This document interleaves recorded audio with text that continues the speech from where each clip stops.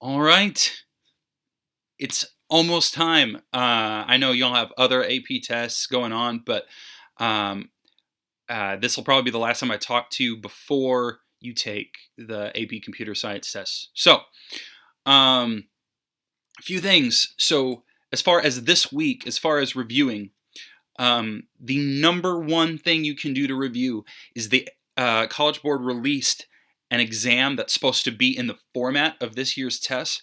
It looks like it's going to look really, really, really close to what they released. So if you don't do anything else this week, if you are swamped and you just don't really have time to study for this test, do that one exam. It should take, again, the first question's like 25 minutes, the other one's 15 minutes. So, you know, doing that and looking over my stuff should take maybe about an hour and a half. Okay. Probably less, honestly. Um, so that is the number one thing you need to do this week to get ready for this test. If you want to review deeper, okay, what my suggestion is, I have made a review that has 20 different methods on it for you to write, or you can look at my code for 20 methods, depending on how much time you have. Obviously, it's going to be better if you write the method and then check, but I understand that you have limited time this week. But what I've done is those 20 methods cover pretty much all of the material that you need to review. I'm sure something fell through the cracks, but um, it's got pretty much everything on there. You just need to practice coding those, or at least go over my code. Other things you need to do this week, you need to make sure you have your AP ticket. Okay, if I think you should be getting it on Wednesday since the test is on Friday. If you don't get it for whatever reason, shoot me an email, copy Mr. Gabrish. We're going to try to take care of that ASAP. If you have access to a printer, you should print out your cheat sheet just so you have that available and you don't have to keep like switching back and forth screens trying to do that. You'll have that just available where you can write on it, where you can do whatever you need with it. Okay.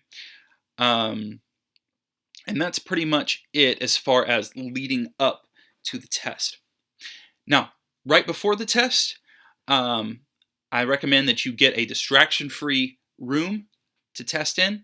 Hassle your parents. Make sure that they're wrangling your siblings.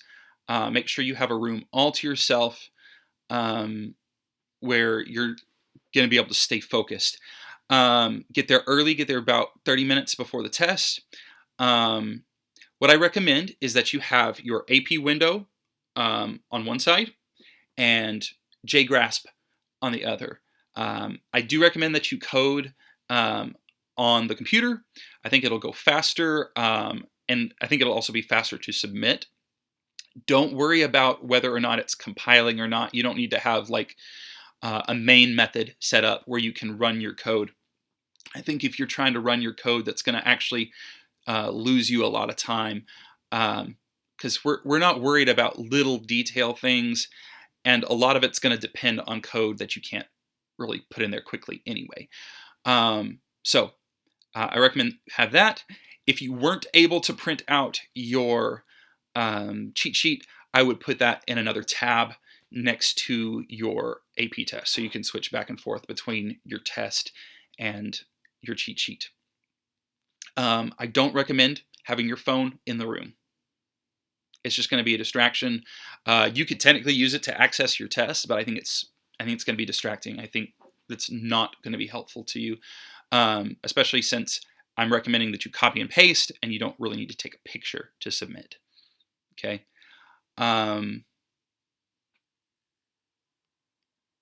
Okay. During the test, what I recommend that you do, the first thing I recommend that you do is scan through the class. Look at all of the methods, especially ones that the implementation isn't shown that you're going to be using. Look at the method header, see what the return type is, see what the parameters are. It's going to be really important that you include those parameters when you call it, or you won't get the point for calling those methods. If you don't fully understand during the scan through, don't spend a ton of time on this, okay? Because they're going to explain more later.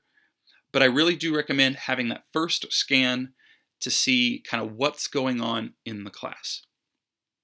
Second, read your first problem and review the examples that go with that problem. As we've discovered, a lot of times the examples make more sense than the text does. So do that. Write your pseudocode. Okay, this is especially if you see bullet points, you need to make sure all those bullet points are included. Make sure any special cases that you see written down, make sure those are included. If there's going to be null, if oh, you need to do this if the length is 0. Oh, well, you better put that somewhere, or you're going to forget it as you're doing everything. Okay. After you're done pseudocoding, you start your code. It's kind of up to you how much you want to pseudocode. I understand you don't want to waste too much time on your pseudocode. You want to make sure you're coding. When you're done, I would first of all check your return. Make sure that you've returned something if you're supposed to, and that you haven't if you weren't supposed to. Okay? Check that you've returned something. That's an easy point to lose. Let's not lose that point. Check your boundaries when you're looping through stuff. At the beginning, make sure you're not going behind 0 on an array or past the end on an array. You don't want to lose points for going out of bounds. Make sure you've hit any corner cases, any very specific things that they've mentioned. Make sure that you've checked those and that those work in your code. And if you're working with arrays and you could be dealing with null values, like it says in the problem that there could be null values, make sure you've dealt with those cases. Finally, my advice on the test is don't panic. Get your points. Here's what I mean. Like, there's going to be some situations where you go, I don't know how to do that. Okay. Do you know how to loop through an array? Well, don't leave it blank. Loop through your array. Do you know how to call the method that it said it's going to give you points if you call it? Well, then call it. So everything that you do gets you points. If you know that there's like an if condition that you don't quite know how to craft correctly, then you say if, and then you leave that blank, and then underneath do the thing that happens if that's true. Maybe you'll be able to go back and fix it, maybe not.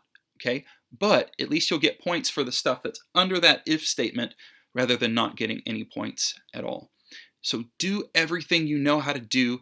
Get 4 points, out of the 6. Get 2 points out of the 4. Okay, that's better than getting 0 points. So code what you know. Get those points. Don't panic. Okay.